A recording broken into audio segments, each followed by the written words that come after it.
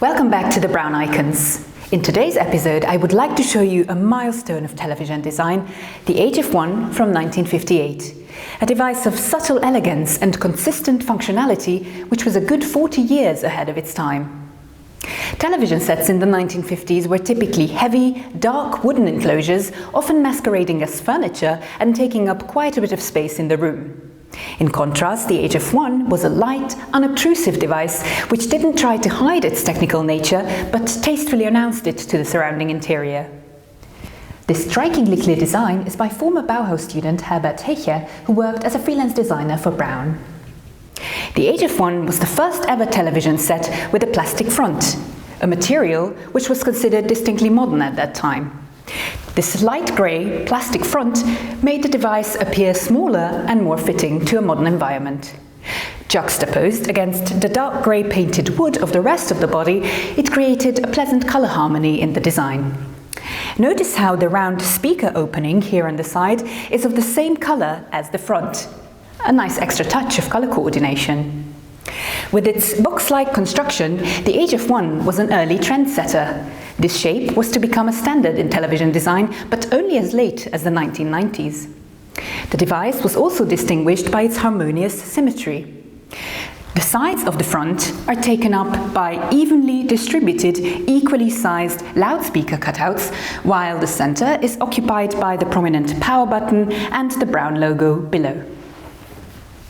The restrained color scheme and simple, balanced formal language resulted in a discreet, neutral appearance which allowed viewers to concentrate on the images shown on the screen. This has since become a design standard too. Well, it's nice to have no distractions while watching telly, but what good is it if I can't control the volume, for instance? Naturally, Braun thought of that too. To have all control elements on the front would have made the surface crammed and visually irritating, so only the essential power button was placed there, since that one was important to find as effortlessly as possible. Everything else was hidden under a flap on the top of the device. Here one could switch between channels, control the volume, and make a series of other adjustments as well.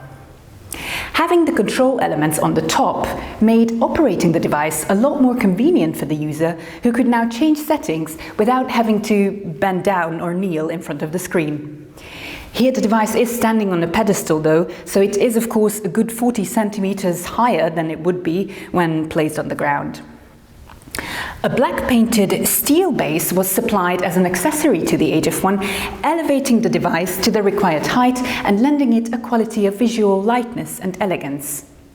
Even if the device is in fact quite heavy and sturdy, the slender legs leave one with quite a different impression.